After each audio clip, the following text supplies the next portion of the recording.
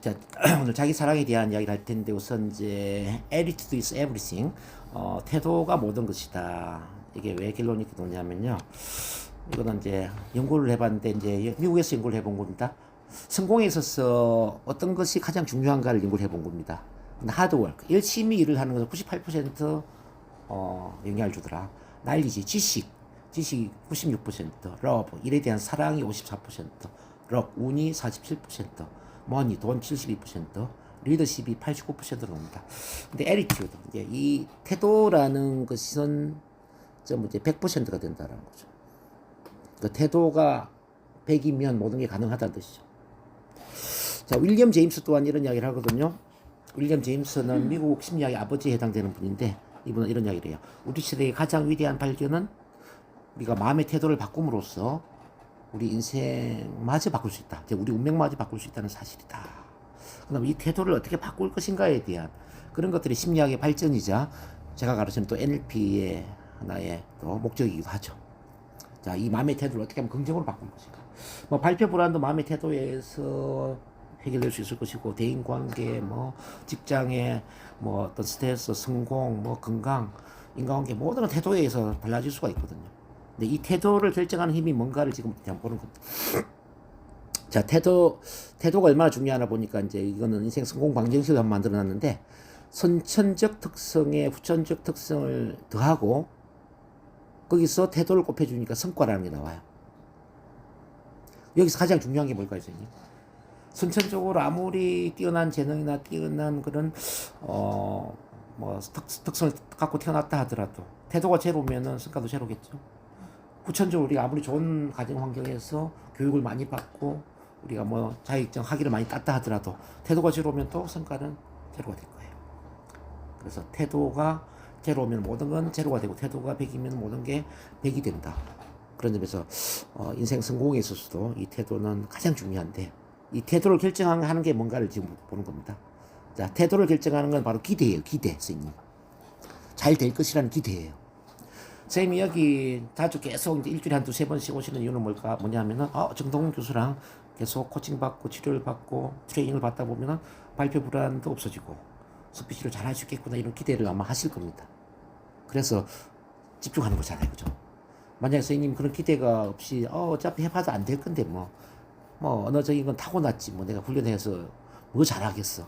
50년이 넘도록 지금 내가 발표 불안 가지고 살았는데 내가 뭐 몇 달 한다고 되겠어? 만약 이렇게 의심을 하고 부정적 기대를 한다면 여기 오시는 게 쉽지 않을 거예요. 그러겠죠? 그래서 긍정적 기대는 자, 긍정 태도를 만든다는 거죠.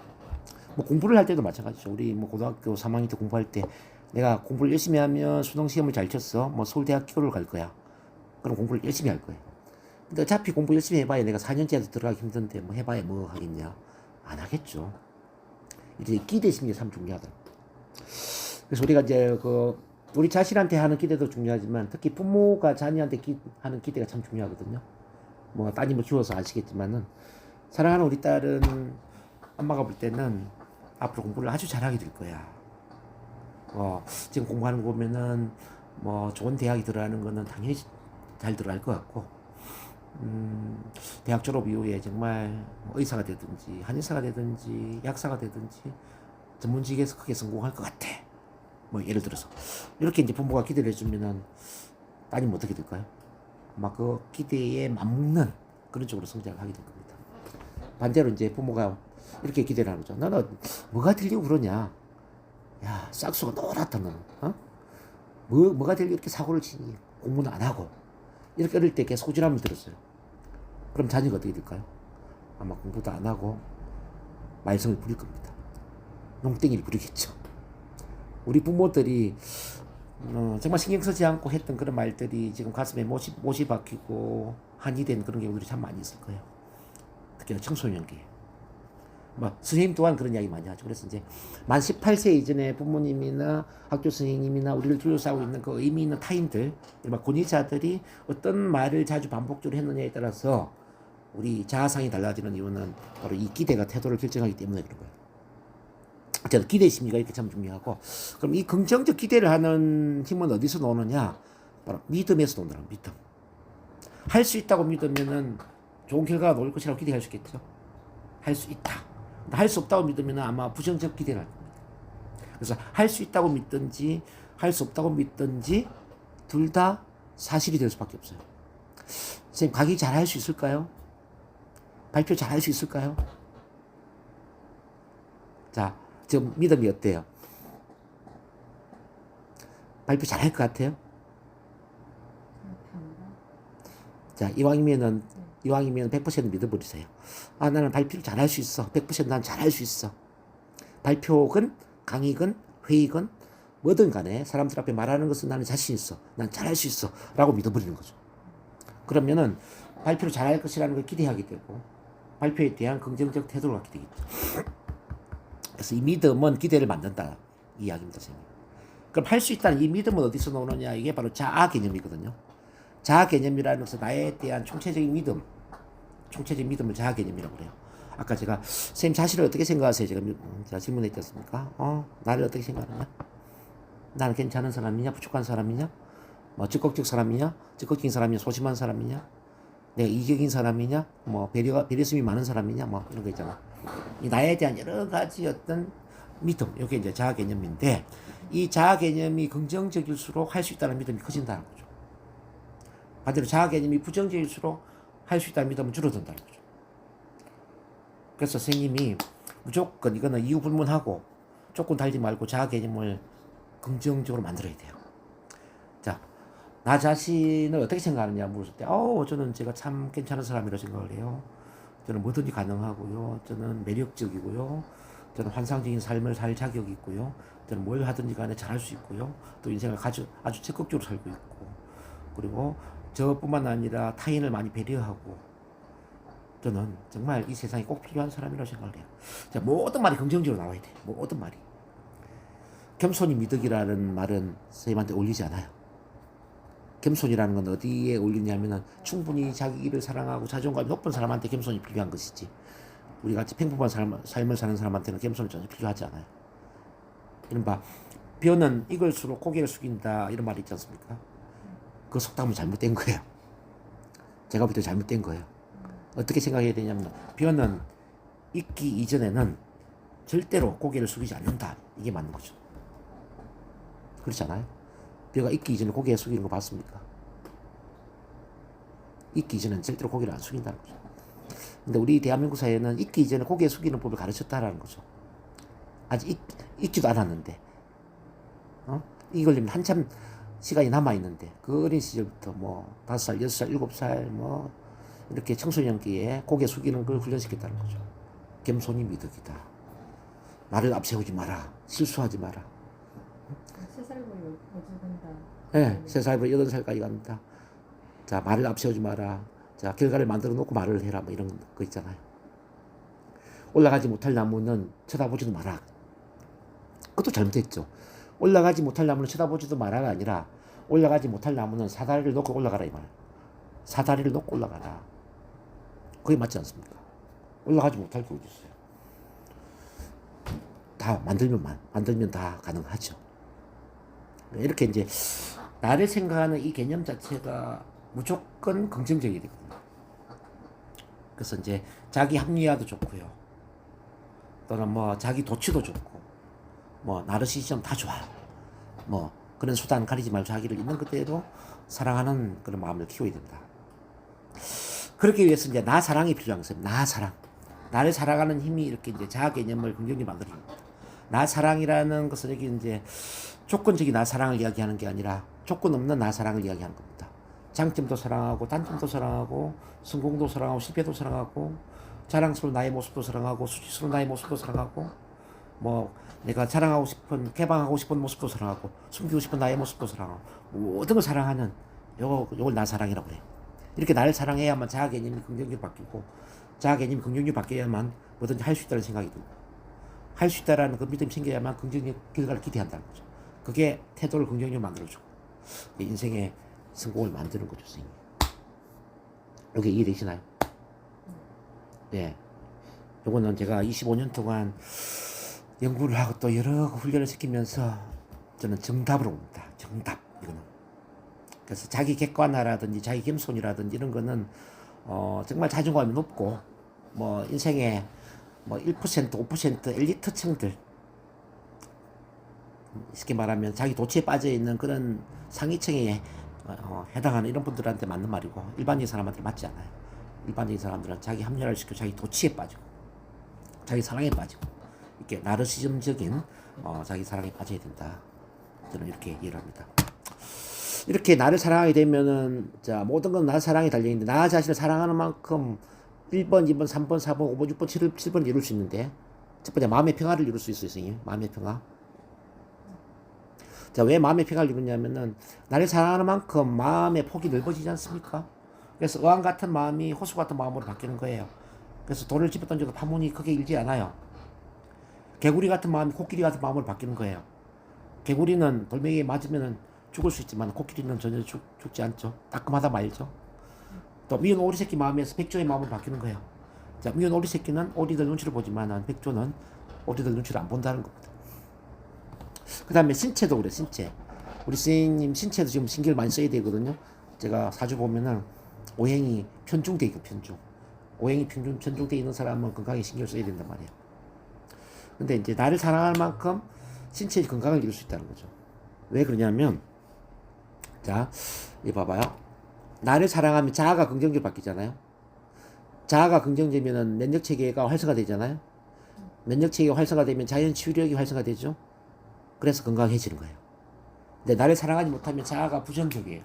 자아가 부정적이면 면역 체계가 무너져 버려. 뭐 NK 세포, 뭐 B 세포, 뭐 T 세포 이런 것들이 활동을 안 해버려요. 그래서 자연 치유력이 무너져 버리고 몸에 암이 생기거나 여러 가지 질병에 노출될 수 있다. 이렇게 볼 수 있습니다. 나를 사랑하면 사랑의 인간관계를 이룰 수 있어요. 뭐 스피치도 사랑의 인간관계 속의 일부거든요.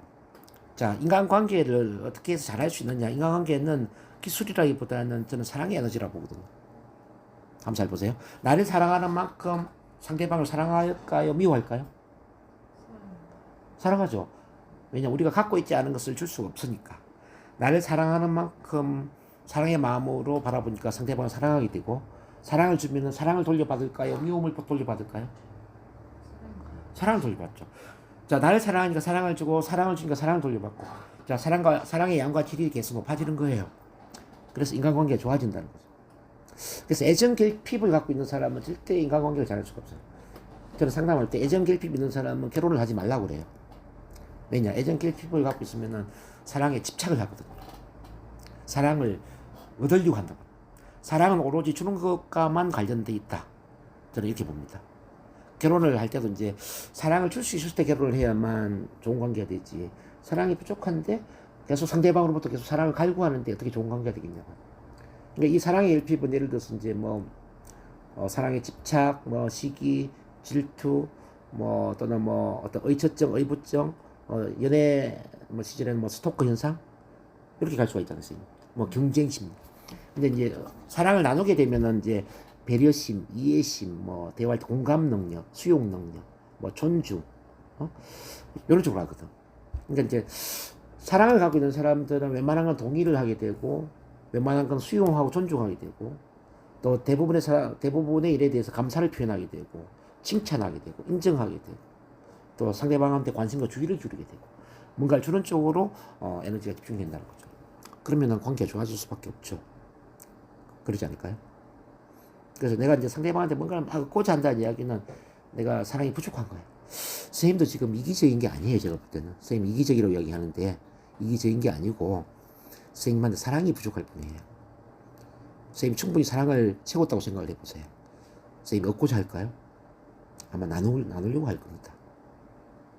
선생님이 지금처럼 이제 혼자 벌어서 이렇게 이제 따님 키우고 가장처럼 이렇게 어떤 생활력이 강해야만 이렇게 생존이 되는 그런 환경이 아니다.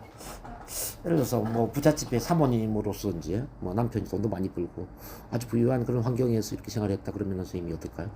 아마 선생님 굉장히 나누려고 할 거예요. 배려심도 있고 베풀고 사람들이 공감 능력, 수용 능력 이렇게 커질 거라 봅니다. 근데 선생님이 벌지 않으면 생활이 안 된다고 생각하니까 이제 좋게 말하면 생활력이 강해진 거, 나쁘게 말하면 현실적인 힘이 커졌다 이렇게 볼 수 있는 거죠. 그래서 선생님 자신을 현실적이라든지 나는 이기적이다 이런 생각을 하시면 안 돼요. 내 상황이 좀 궁핍했구나 이렇게 생각을 해야죠. 상황이 궁핍했구나. 옛날 공자도 이런 이야기 했어요. 백성이 가난하면은 법과 질서가 통하지 않는다 그랬어요. 백성이 가난하면. 그 말 반대는 뭐예요? 백성이 부유하면 법과 질서가 잘 통한다는 이야기겠죠. 그렇지 않겠어요? 우리 얼라이브라는 그 영화를 보면은 그 비행기가 알프스 산맥에 추락을 해가지고 이제 먹을 것이 없이 한 30일 이상 사람들이 생존을 하는데 최악의 경우에 사람들이 살기 위해서 어떻게 합니까? 식인종처럼 자기 동료의 시체를 뜯어먹잖아요. 생존을 위해서. 그럼 그 시체를 뜯어먹은 이 사람들은 이기적인 사람일까요? 현실적인 사람일까요? 제가 볼 때는 선택의 여지가 부족했던 사람이죠. 선택할 힘이 부족했던 사람이죠. 만약 그 사람들에게 먹을 것이 있고 충분히 생존할 수 있는 그 힘이 있었다면, 그 가능성이 있었다면 과연 시체를 뜯어먹었을까요? 그렇지 않을 겁니다. 그런 점에서 선택할 수 있다는 것은 선택할 수 없는 것보다 훨씬 더 유리하고 긍정적이다 말이죠. 그러니까 내가 좀 이기적이거나 내가 좀 현실적이라는 이야기는 내 환경이 어떤 선택할 수 있는 그 여지가 좀 부족하구나. 그럼 선택할 수 있는 힘이 좀 늘어난다면, 선택의 여지가 늘어난다면 나는 좀 더 풍요롭고 좀 더 배려심이 있고 이해심 있는 쪽으로 갈 것이다. 그게 이해되시나요? 그럼요. 인간은 상황의 동물인데 인간이 악해서 악한 행동을 하는 게 아니라 상황이 인간을 악하게 만들 뿐이죠. 예. 그래서 이제 인간관계도 같은 맥락으로 보는데 내가 사랑이 넘친다라는 이야기는 그만큼 선택의 여지가 넓어진다는 거예요. 내가 줄 수 있는 게 많아진다는 이야기. 그래서 사람을 더 많이 배려하고 이해하고 공감하고 수용하고 존중하고 나를 내세우기보다는 사람을 이제 받아들인 쪽으로 에너지가 커지지. 그래서 인간관계가 좋아지죠. 그 다음에 보세요. 나를 사랑하는 만큼 경제적 성취를 이룰 수 있다. 경제적 성취. 사랑하고 돈이 어떤 관계에 있느냐. 돈이라는 것은 돈을 갈구해서 돈을 벌 수 있는 게 절대 아니거든요. 그래서 돈을 쫓아가면은 돈은 벌 수가 없어요. 돈은 여자와 같다 이런 말이 있어요. 여자도 막 쫓아가면 여자가 도망을 가는 것처럼 돈을 쫓아가면 돈도 도망을 가버린다는 거죠. 그럼 돈을 어떻게 벌어야 되느냐? 돈을 잃어버려야 돼. 잊어버려야 돼. 돈을 내려놔야 돼. 돈보다는 돈 이상의 더 높은 어떤 가치나 더 높은 어떤 이상의 신경을 쓰게 되면 돈은 따라온다는 거지. 태양을 향해 달려가면 그림자는 따라오지 않습니까? 그림자를 쫓아가면 태양은 어떻게 될까요? 태양은 멀어지죠. 자, 우리 삶도 마찬가지야. 돈 벌기 위해서 한다라면 돈을 버느냐? 그 돈을 벌 수가 없어요. 근데 돈 위에 가치 있는 나의 이상을 쫓아가는 거죠. 내 삶의 목적이라든지, 정말 내가 정말 이루고자 하는 어떤 목표, 가치 있는 목표, 여기에 집중을 하는 거죠. 제가 상담하는 걸 보세요. 제가 돈을 벌기 위해서 막 상담하고 그러면 상담 치료가 잘 될까요? 네, 저는 여기 오는 선생님을 만나는 순간 돈을 잊어버리거든요. 선생님 자신을 바라본다는 거죠. 우리 선생님만 바라본다는 거죠. 우리 선생님뿐만 아니라 또 다른 누가 오면 그분에게 집중한다는 거죠. 어떻게 하면은 그분에게 큰 도움을 줄 수 있을까? 자, 어떻게 하면 치료적인 도움을 주고 변화를 이끌어내고, 자, 인생이 보다 긍정적이고 또 행복한 쪽으로 갈 수 있도록 도와줄 수 있을까? 여기에 모든 에너지에 집중하는 거죠. 그렇게 하면 어떤 일이 일어날까요? 아마 선생님이나 저한테 상담 코칭을 받는 분들은 저를 좋아할 겁니다. 좋아하는 거 뛰어넘어서 감동하고 어쩌면 또 감탄할 수도 있고 또 그건 감격할 수도 있겠죠. 그렇지 않을까요? 그러면은 제가 굳이 돈을 벌려고 하지 않더라도 그분들은 돈을 주려고 하겠죠. 그분만 돈을 주려고 하는 게 아니라 주변 사람들한테 소개를 할 수도 있고 이런 좋은 에너지를 막 사람들한테 이야기를 하려고 할 거예요. 그래서 이제 돈을 버는 힘은 돈을 벌고자 하는 힘보다는 사람을 돕는 힘이다 저는 이렇게 얘기를 하거든요. 다른 사람이 충분히 좋아질 수 있도록 도와준다면 내가 원하는 모든 걸 이룰 것이다. 다른 말로 한다면 다른 사람이 충분히 성공할 수 있도록 또는 행복해질 수 있도록 좋아질 수 있도록 도와준다면 내가 원하는 모든 것들이 이루어질 것이다. 즉 돈은 따라올 것이다. 이게 기본 원리거든요. 근데 이제 그걸 깨우칠 때까지 사람들이 시간이 많이 걸리죠. 깨우칠 때까지. 선생님은 이제 공직 생활하기 때문에 뭐 큰 영향은 없겠지만 공직에서 최선을 다하고 못하고는 어차피 조직에 있는 그 체계 속에 돌아가는 거니까 뭐 큰 영향은 없을 거라고 저는 생각합니다. 근데 저희처럼 이제 이렇게 뭐 교육 사업을 하거나 또는 뭐 사람 대상으로 하는 영업이라든지 그런 비즈니스를 하는 사람인 경우에는 이거는 엄청 달라지겠죠. 정말 사람을 위하는 그런 일을 하는 사람은 돈이 엄청 따라오게 될 거예요. 근데 돈을 바라보는 사람은 그 사람을 놓치게 될 거다. 뭐 부동산도 그렇고 뭐 다 마찬가지입니다. 그래서 어쨌든 이제 경제적 성취는 이렇게 이제 주고자 하는 이 마음에서 되는데 이제 이 주고자 하는 마음은 바로 사랑이거든요. 사랑은 풍요로운 마음을 만들고 이 풍요로운 에너지는 주고자 하는 마음을 만들고죠. 그리고 이 풍요의 에너지는 에너지 파동 자체가 또 부자의 에너지가 되고 부자의 에너지는 우주의 파동과 같이 연결되고 우주의 파동은 물질 세계와 연결되어 있다는 거 아시죠? 마음하고 우주와 세상은 하나다 이 말이죠. 그래서 부자의 마음은 부자의 현실을 끌어당길 수밖에 없다. 그래서 사랑이 큰 사람은 계속 하는 일마다 잘 될 수밖에 없고요. 운이 따르고요. 돈이 따라올 수밖에 없죠. 그래서 공직 생활 하더라도 이제 그걸 훈련하는 게 좋고요. 나중에 어차피 은퇴하실 거 아닙니까? 은퇴하고 선생님만의 또 자기 일을 할 수가 있잖아요. 그죠? 그럴 때 지금 제가 가르치는 이런 마인드를 가지고 하면은 무조건 성공이죠. 실패할 수가 없죠. 그 다음에 5번에 가치 있는 목표 이상. 자, 미운 오리 새끼는 꿈이 없지만은 백조는 꿈이 있다. 왜냐면 자기를 사랑하는 사람만이 가치 있는 목표를 갖거든요. 가치 있는 목표라는 건 뭐냐면 나를 위하고 내 주변 사람들을 위하고 이 세상을 위하는 이런 게 가치 있는 목표거든요. 일반적인 목표는 뭐냐면 나만을 위한 거잖아. 이건 에고적인 목표죠. 에고. 나쁘게 말 이기적인 목표, 자기중심적인 목표라면은 이제 가치 있는 목표라는 건 나를 뛰어넘어야 돼요. 나를 희생하라는 의미가 아니라 자, 나를 위하고 내 가족을 위하고 내 주변 사람들을 위하고 이 세상을 위한 그런 목표가 되었을 때 가치 있는 목표가 되는데 근데 자기를 사랑하지 못하는 사람은 자기만 갖기를 원하잖아요. 나하고 내 가족 잘 먹고 잘 살면 되지 뭐 내가 남을 생각해 이렇게 생각하거든요. 근데 이제 사실은 그렇지 않죠. 모두를 위한 게 돼야죠. 그 사랑이고 그다음 자기 이해를 보면요. 자기 이해는 소크라테스가 너 자신을 알라 이런 이야기 했죠. 근데 너 자신이라는 게 너희 부족한 너 자신을 알아라는 이야기일까요? 아니면은 신과 똑같은 존재, 하나님과 똑같은 존재, 사랑 그 자체인 당신 자신을 알아라 이런 뜻일까요? 말씀하시는 후자인데 보통 사람들은 네. 너 자신 알라는 게 네. 첫 번째 많이 생각하잖아요. 전자를. 그래서 이제 그 선생님이 이제 자기를 사랑하다 보면 에고자에서 신성자로 생각이 바뀌게 돼요. 에고자는 태어난 이후에 길들여진 자거든요. 어머니에 의해서, 아버지에 의해서, 학교 선생님에 의해서, 주변 어른들에 의해서, 뭐 또는 주변 동료들에 의해서 계속 주입된, 세뇌된 그 자아가 에고자라는 거죠. 그래서 그 에고자 관점에서 나는 부족하고 소심하고 말도 못하고 남의 눈치를 보고 기죽고 주눅 들고 부정적인 자아가 되겠죠.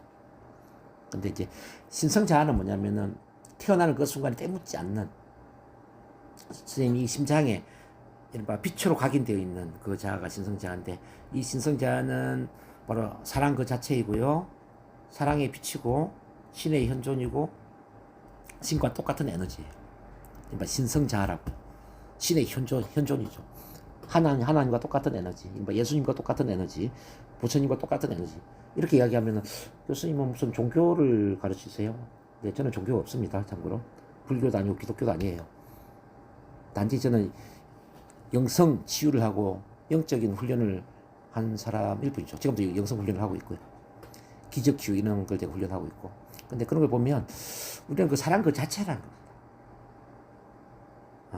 신 그 자체라는 겁니다.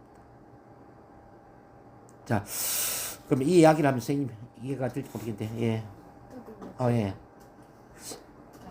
예, 그거 꺼버리세요, 선생님. 너무 떠오르면. 왜 우리는 몸을 가지고 이 세상에 태어났을까? 거기에 대한 물음표를 한번 던져봅니다. 신이라는 존재는 어떤 거죠, 선생님? 신은 우주의 에너지 그 자체가 신의 에너지거든요. 우리 양자 물리학으로 본다면은. 혹시 양자 물리학 공부를 좀 해보셨어요? 이제 양자 물리학 관점에서 이야기하는 겁니다. 신이 어디에 있느냐? 신은 우주의 에너지 그 자체란 거죠. 자, 우주는 텅 빈 3차원의 공간이 아니라 우주는 여러 가지 양자 에너지 장으로 채워져 있는데 자, 물질 에너지장, 정신 에너지장, 그다음에 영적 에너지장. 그중에 영적 에너지장도 우주의 에너지를 차지하고 있는데 그 영적 에너지장이 바로 이제 신이죠. 신이 이제 여러 층으로 돼 있죠. 여러 층으로 돼 있죠. 그래서 이제 가장 높은 층은 하나님 그 자체. 그 다음에 뭐 어떤 예수님, 부처님 같은 그런 에너지. 그 다음에 어떤 뭐 중간 정도의 의식을 갖고 있는 에너지. 그 다음에는 뭐 평범한 에너지. 뭐 맨 밑에는 이제 좀 부족한 부정적인 에너지. 뭐 이렇게 이제 영적 수준에 따라 이제 달라지는데 신은 자신의 이 에너지를 여러 개의 조각으로 나누어서 체험하기를 원했다는 겁니다. 체험. 어떤 에너지는 우리 스님으로 태어났고, 어떤 에너지는 저로 태어났고, 어떤 에너지는 이 밖에 있는 여러 사람들로 태어나서 여러 가지 희노애락과 관련된 체험을 하기를 원했다는 거죠. 그럼 왜 체험을 하기를 원했느냐? 자, 저 우주에 있는 저 신의 세계에서는, 즉 천상 세계에서는 체험할 수 있는 게 없거든요. 거기는 절대적인 세계거든요. 여기는 상대적인 세계예요. 절대적인 세계는 기쁨만 있고 사랑만 있고 행복만 있는 거죠. 절대적인 세계에서는 우리가 몸을 체험할 수 없죠. 근데 이제 이 지구는 상대적 세계라는 겁니다. 기쁨이 있으면 슬픔이 있고, 즐거움이 있으면 고통이 있고, 자, 뭐 행복이 있으면 불행이 있고, 정반대가 존재하는 이 세상을 이제 상대적 세상이라고 그러는데, 그래서 이 상대적 세상에서 신을 대신해서 우리는 체험하면서 깨닫기를 원했다. 우리 선생님도 지금 그래서 이제 신을 대신해서 여러 체험을 하면서 깨닫고 있는 중이에요. 발표 불안 이것도 이제 하나의 체험을 통해서 깨닫기를 원했기 때문에 발표 불안이 있는 거예요, 선생님. 뭐 가난한 삶도 그렇고요. 뭐 어떤 결혼 생활, 뭐 따님을 양육했던 거, 뭐 이 희노애락 관련된 모든 것은 그 깨달음을 위한 체험이죠. 그 신의 관점에서는 좋은 것도 없고 나쁜 것도 없어요. 모든 거는 깨달음을 위한 체험이기 때문에. 그래서 선생님은 신의 일부라는 겁니다.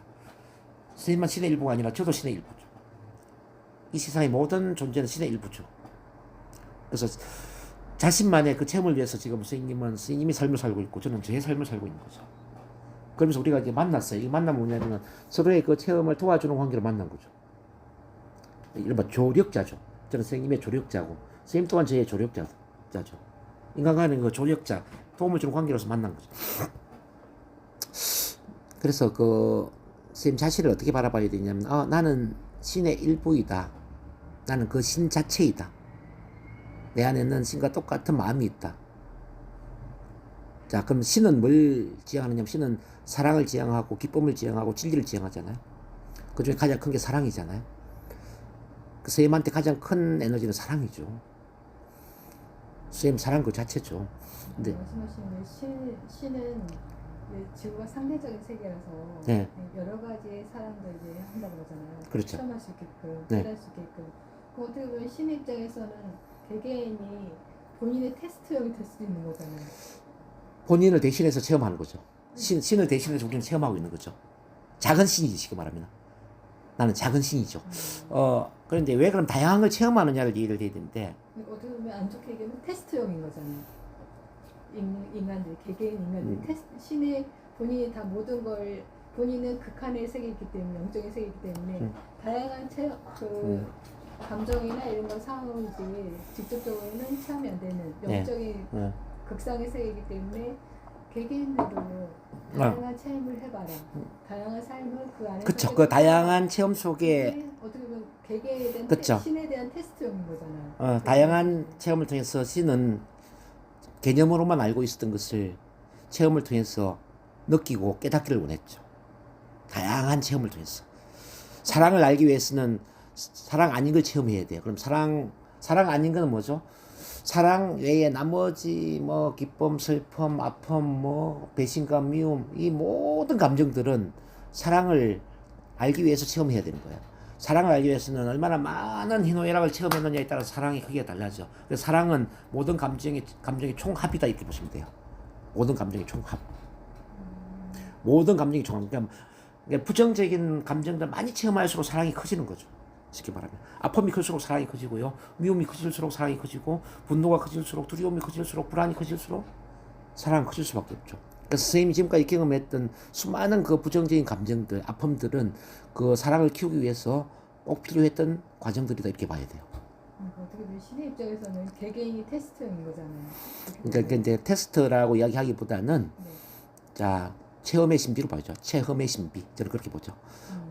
우리는 신을 대신해서 자 체험의 신비로서 삶을 살고 있다는 거죠. 그 삶은 풀어야 할 문제가 아니라 체험의 신비다. 그게 왜 그러냐면은 다양한 희노애락의 체험을 통해서 개념으로만 알고 있었던 걸 개념으로만 알고 있었던 것을 우리는 깨닫고 성장한다 이 말이에요.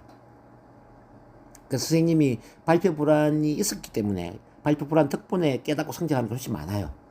만약 발표 불안이 없었다면은 그 낮은 수준의 의식 있게 머물러 있다면은 지금 발표 불안이 있었던 것 덕분에 그 아픔이 있었던 것 덕분에 의식이 성장한단 말이에요. 아니 영적으로 성장한다는 거죠. 그래서 신의 입장에서는 발표 불안을 체험함으로써 우리 선생님이 성장하기를 원하는 거죠. 그걸 조력자로서 도와주는 사람이 저고. 예. 그래서 발표 불안은 감사한 일이죠. 선생님. 그럼 어떻게 보면 신은 이기적인 거잖아요. 왜냐? 신은 본인이- 이기적인. 그러니까 이제 이렇게 따지면 아. 왜냐하면 다양한 경우의 수로 이제 인간 개개인의 인간들이 다양한 상황의 삶을 살아가면서 그 본인이 부족했던 걸 채워가면서 결론은 도출은 사랑인 거잖아요. 그렇죠. 그렇죠. 그런데 그 결론에 대한 사랑에 대한 도출 과정에서의 그 개인이 이제 뭐랄까 경험하고 겪는 이런 일련의 과정들을 신의 입장에서는 본인이 직접 체험 못했기 때문에 그런 걸 살아가는 그런 이 사람이 결론적으로 사랑에 도달하는 그 과정을 다 지켜본 거잖아요. 그래서 그렇죠. 이런 케이스는 이런 그럴 수 있죠. 이 케이스 이렇게 이 그럴 케이스 수 있죠. 이런 이제 신은 상황에서. 그렇죠. 어떻게 보면 신의 입장에서는 개개인의 인간들이 겪는 그런 이제 일련의 고통이든 사랑이든 그 쭉 이어나가는 결론적으로 도달하기 위한 결론은 사랑에 도달하기 위한 일련의 모든 이 개개인들이 다양한 케이스를 겪는 이 과정을 신의 입장에서는 어떻게 보면은 신이 케이스 1, 우리는 2, 3 이렇게 신은 보면서 되는 거잖아요. 신이 우리를 시킨 게 아니라 우리는 신 그 자체이기 때문에 신 그 자체인 우리가 우리 삶을 선택한 거예요, 선생님. 위에 있는 신이 우리한테 이렇게 시킨 게 아니고 모든 삶은 우리가 선택을 해요. 자, 일례로 이런 거예요. 우리가 죽었어요. 죽으면 저 천상세계로 올라가겠죠. 그럼 가장 먼저 하는 게 뭐냐면은 내 삶을 회고하거든요. 회고하는데 나의 입장에서만 회고하는 게 아니라 나를 아는 모든 사람의 관점에서 내 삶을 회고하는 거예요. 일단 영화를 볼 때 1인칭의 관점에서 영화를 보는 게 아니라 자, 우리 따님의 관점에서 남편의 관점에서 또 쌤 공직 생활에 많은 사람들 얼마나 많이 있겠습니까? 지금까지 살아온 그 모든 사람의 관점에서 내 삶을 영화로 보는 거지. 그럼 그 감정이 얼마나 증폭되겠습니까? 그랬을 때 내가 잘한 일에 대해서는 천배 만배로 큰 기쁨을 느끼니까 천국 같은 기쁨이고 잘 못한 일에 대해서는 그 정말 끔찍한 고통, 그다음 지옥 같은 고통이 되겠죠. 그 천국 지옥이 따로 있는 게 아니라 그 회고 단계에서 우리가 스스로 천국 지옥을 경험한다는 거죠. 그 회고 단계의 기쁨을 느끼기 위해서는 우리가 인생을 잘 살아야 되는 거죠. 이렇게 이제 회고 단계 끝났어요. 그럼 그 다음 단계 뭐냐면은 이제 휴식 단계로 가요. 휴식. 우리 이제 영혼도 몸을 가지고 살면 힘들거든요. 휴식을 하면서 또 영적인 치유도 하고 다시 이제 에너지 회복을 하는 거죠. 그 다음에 뭐 하냐면은 이제 학습 단계로 가. 학습.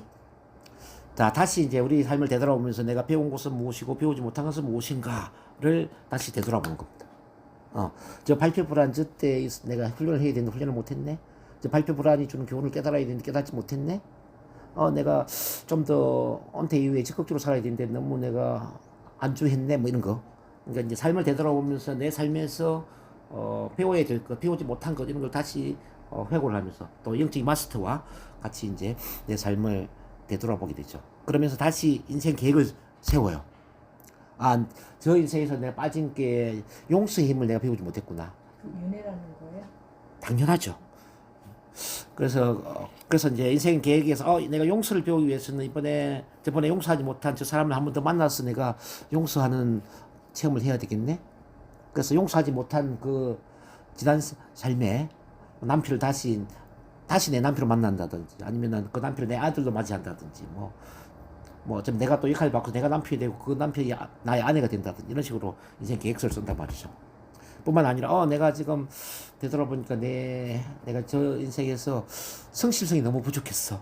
이 성실함을 배우기 위해서는 어떻게 해야 될까? 내가 의도적으로 좀 가난한 부모를 선택해야 되겠구나. 좀 무책임하고 가난한 부모를 내가 선택해서 어릴 때 고생을 좀 해야 되겠구나. 그래서 그걸 선택하는 거예요, 선생님. 또는 뭐 사랑이 좀 부족했네. 내가 배려심, 이해심이 부족했네. 그러면 이제 배려하고 이해심을 키울 수 있는 뭐 어떤 봉사하는 삶을 선택하든지 이런 식으로 다 선택을 해서 뭐 그러면서 이제 엄마를 선택하는 거지.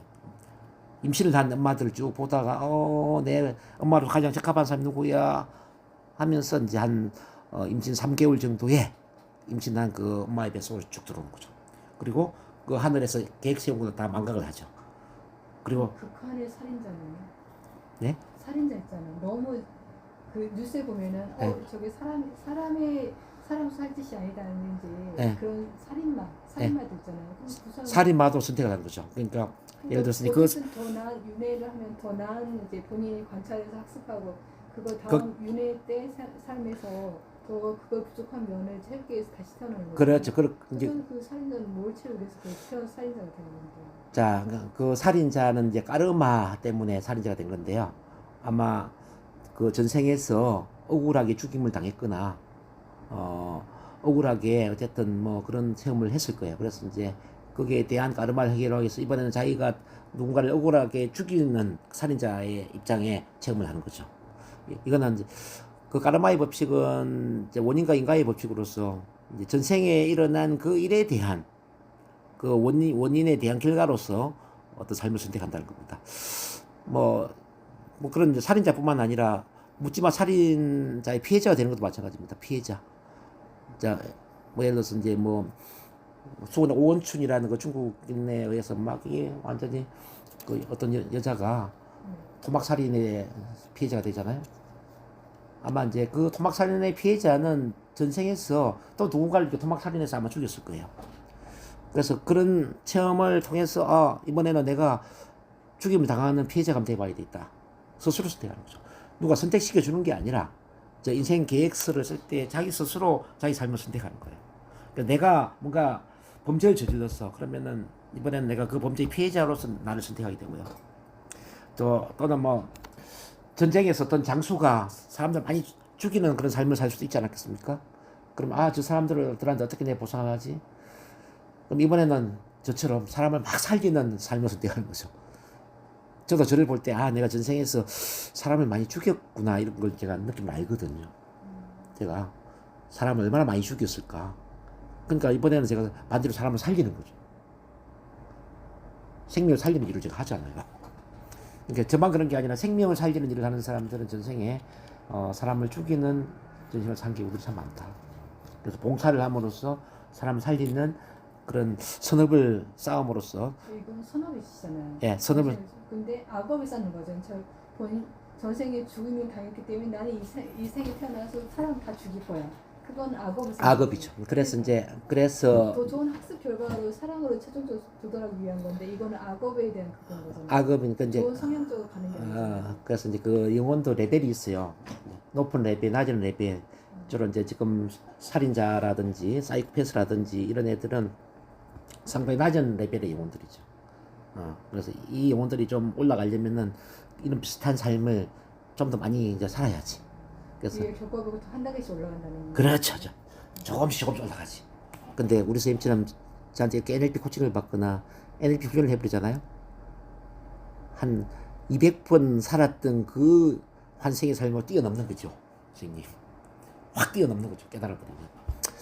그래서 선생님이 남편도 용서하고 선생님한테 피해를 준 모든 사람 용서해야 되는 이유가 뭐냐면요.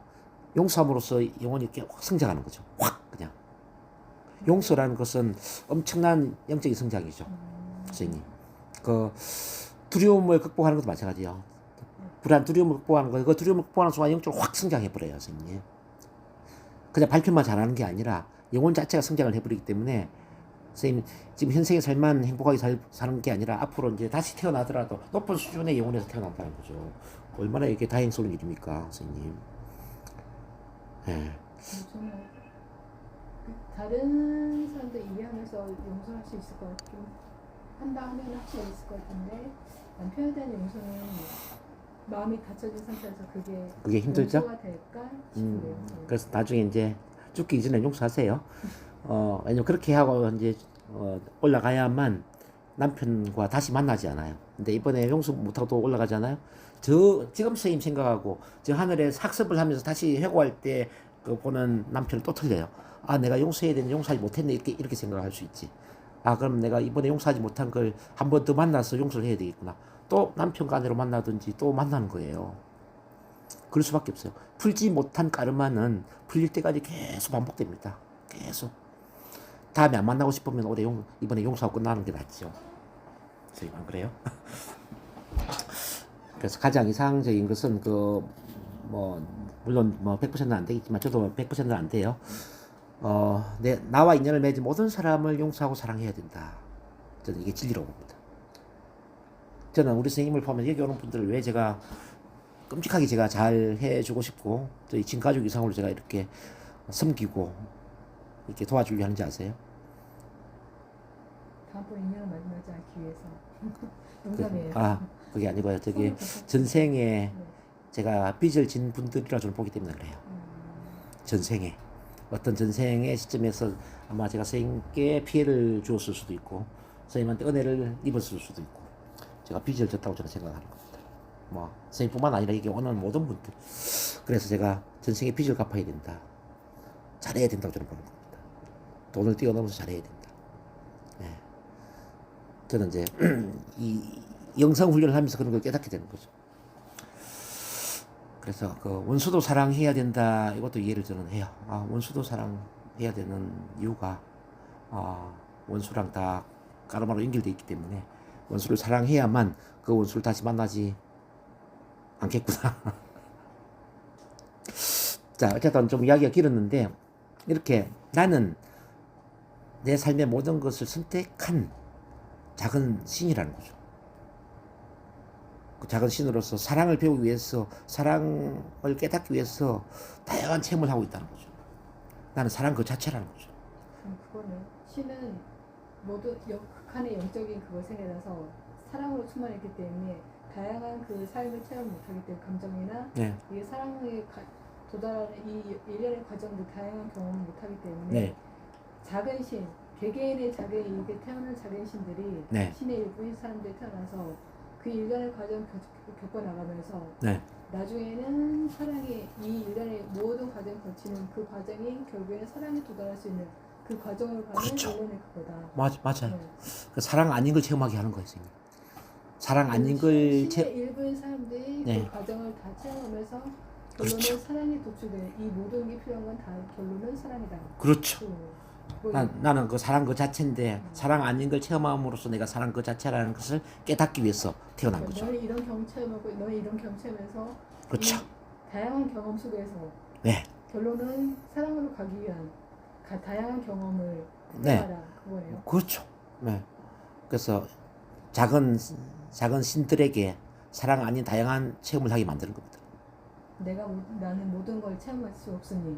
그렇죠. 너네들이 다 나의 일부인 너네들이 다 체험을 해봐서 그 전체가 합쳐지면서 신이 되는 거지. 그래서 우리는 신의 일부단 말이에요. 신의 일부니까 선생님과 저도 신의 일부로서 내려왔기 때문에 선생님과 저도 다른 사람이 아니라 같은 하나죠. 왜 제가 선생님한테 잘해야 되느냐? 선생님한테 잘하는 행동을 통해서 저한테 잘하는 거예요. 왜? 선생님과 저는 하나니까. 근데 이런 얘기를 일반적인 사람들이 얘기하면 이해를 못하잖아요. 이해를 못하죠. 그러니까 그래서 뭐야 사입이야 이상해. 그래서 제가 처음부터 선생님한테 이 이야기를 하는 건 아니잖아요. 선생님 어느 정도 이제 이해할 수 있는 수준에 도달했을 때 제가 이 이야기를 하지. 처음부터 제가 이 이야기를 하지 않잖아요. 근데 선생님이 어느 정도 이제 성장을 한 거예요. 그래서 제가 이 이야기를 했을 때 받아들이는 거잖아요. 근데 이걸 받아들임으로써 선생님은 더 성장하겠죠. 어느 정도 이제 영적 레벨이 올라온 거죠. 축하드립니다. 그게 아니고 그럴 수도 있는데 이게 이제 자꾸 얘기를 듣다 보면은 이게 그럴 수 있겠다 이제 이 생각에 전혀 생각하지 못한 이 얘기를 계속 접하다 보면 듣다 보면 이제 그거잖아요. 안 좋게 얘기하는 게 아니라 보통 사이비도 그러잖아요. 계속 초반에는 이제 이 얘기를 오픈 안 시키다가 계속 올 때마다 계속 주입시키잖아요. 그럼 그럴 수 있다 하면서 이제 그쪽에 푹 빠지는 거잖아요. 저는 근데 제가 종교가 아니잖아요. 제가 사이비 종교를 갖고 있으면 문제가 되는데 저는 사이비 종교가 아니잖아요. 저는 사람을 사랑 그 자체로 만들기 위해서 여러 이론을 제가 가르칠 뿐이죠. 선생님 자신을 있는 그대로 사랑하도록 도와주기 위해서 여러 이야기를 저는 하는데 이런 것들이 필요한 거죠. 그러니까 만약에 제가 종교가 있다면은 나 사랑교라고 제가 이야기를 하고 싶어요. 나 사랑교. 근데 그게 사이비 종교라 할지라도 나를 사랑함으로써 정말 건강하고 행복한 삶을 살고 발표 불안과 같은 그런 모든 문제를 뛰어넘게 되고 내가 보다 성공적인 또 부자가 되는 삶을 살 수 있다면 나를 사랑하는 게 왜 문제가 돼요? 저는 문제가 안 된다고 보죠.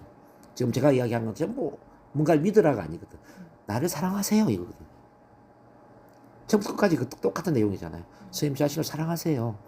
오늘 이 신에 대한 이야기를 하는 것도 선생님을 사랑하라고 이야기하는 거거든. 다른 이유가 아니잖아요. 영적으로 성장해야 되는 것도 같은 일이고. 모든 걸 그래서 이제 사랑으로 귀결되는 이야기이기 때문에 저도 처음에는 이제 뭐 이런 수준까지는 이야기를 안 했지만은 계속 사랑에 대한 검토를 하다 보니까 결국 영적인 세계로 가는 거예요. 그냥 처음에는 영적인 부분을 이제 떠나서 그냥 나를 사랑하면 자존감을 높이면 모든 게 좋아지지 이런 수준에 있다가 거기에 대해서 이제 더 몰입하다 보니까 나는 바로 신이었구나. 신과 하나였구나. 신은 바로 사랑이었구나. 그래서 나는 사랑 그 자체구나. 이런 걸 이제 깨닫게 되는 거죠. 그리고 모든 명상이나 영적 훈련의 핵심은 또 사랑이에요. 제가 훈련해 보니까. 저만 그런 게 아니라 그 명상하는 모든 분들 다 사랑 이야기예요. 그리고 뭐 기적 수업이라든지 뭐 이런 마스터의 제자라든지 이런 책들을 제가 보잖아요. 전부 사랑을 이야기해요. 이런 건 종교가 아니거든요. 종교와 전혀 관계가 없죠. 그래서 어쨌든 뭐 사이비 종교라고 생각해도 좋고 그게 아니어도 좋은데 선생님을 무조건 사랑해라. 그리고 너 자신이 누구냐, 너 자신을 알아라 라는 소크라테스 말에 부족한 내가 아니라 사랑 그 자체인 또는 신과 하나인 신과 똑같은 존재인 나를 알아라. 저는 그렇게 이해가 됩니다. 신과 하나이기 때문에 뭐 두려워할 게 뭐가 있겠습니까? 네? 내가 그 사랑 자체인데 뭘 내가 두려워하겠습니까? 자, 신이 창조 능력을 갖고 있는데 나 또한 인생에 대한 모든 창조 능력을 갖고 있잖아요. 내가 뭐 할 수 없는 게 뭐가 있겠습니까? 뭐든지 가능하죠. 그리고 뭐든지 충분한 자격을 갖고 있는 거죠. 그렇죠? 그렇게 받아들이는 게 좋을 것 같아요. 50%만 사랑하지 말고 100%. 어때요, 선생님? 그 말씀이죠. 개개인들은 다 신의 일부이기 때문에 자신을 사랑하는 사람은. 네. 선생님만 사랑해야 되는 게 아니고 모든 사람은 자기를 사랑해야 돼요. 모든 사람은 신의 일부이기 때문에 모든 사람 작은 신으로서 이 세상을 살고 있기 때문에 남의 눈치를 볼 필요도 없고 자기다운 삶을 살면 돼요, 선생님. 선생님은 선생님 삶의 최고의 전문가고요. 저는 제 삶의 최고의 전문가고요. 또 밖에 있는 저분들도 다 자기 자신의 최고의 전문가로서 이 세상에 태어났거든요. 그 삶을 다 저 하늘에서 선택해서 태어났단 말이에요. 그래서 이거는 경쟁 구도도 아니고 시기 질투를 할 문제도 없어요. 그래서 제가 비유하는 게 가을에 피는 국화꽃처럼 피어나면 되는 거죠. 봄에 피는 진달래나 개나리를 부러워할 이유가 없어요. 모든 인간은 자기만의 피어날 시기가 따로 있다는 거죠. 그리고 보리는 보리밭에 피어나면 되고, 자, 배추는 배추밭에 피어나면 돼요. 보리가 배추밭에 피어나면 뭐가 되죠? 잡초 같은 인생이 잡초. 우리가 남의 자리에 피어나려고 하다 보니까 계속 비교하고 시기 질투하고 남의 눈치를 보는 거잖아요. 선생님 자신의 자리에서 피어나면 되는 겁니다. 자, 발표할 때도 선생님답게 이야기하면 되는 거예요. 그래서 남의 눈치를 볼 필요가 없어요. 말을 잘하는 게 뭐지, 못하는 게 뭐지, 이것도 기준이 없어요. 그냥 선생님 자신을 있는 그대로 이야기하는 그 자체가 최고의 스피치를 하는 거예요. 긴장되고 떨리는 게 왜 문제가 됩니까? 그것도 선생님의 일부인데. 긴장되면 긴장되는 대로, 떨리면 떨리는 대로 이야기하면은 그게 선생님의 최고의 스피치죠. 안 그래요? 긴장 떨림이 문제가 된다고 누가 말을 했냐고요. 누가 기준을 세운 거 없지 않습니까? 선생님 자신이 되면 됩니다. 자신. 선생님 자신이 되어서 말을 하고 자신이 되어서 행동하고 자신이 되어서 인생을 살면 되는 거죠. 왜? 그 모든 걸 선생님 선택했으니까. 누구도 선생님 인생에 간섭할 수가 없어요. 누구도 선생님 인생을 잘못됐다고 이야기할 수도 없고요. 부정적으로 평가할 수도 없다는 겁니다. 네. 이게 이해되세요? 네. 그게 바로 이제 선생님 자기 자신을 똑바로 아는 겁니다. 그래서 벼는 익기 이전에는 고개를 안 숙이는 것처럼 선생님 절대 고개를 숙여서도 안 되고요. 쳐다보지 못할 나무를 쳐다보지 마라 얘가 아니라 사다리 타고 올라가면 되는 겁니다. 그런 구조로 바라봐야 돼요. 이렇게 되면 나를 사랑하는 힘으로 성취 자기 실현은 그냥 따라오겠죠, 선생님?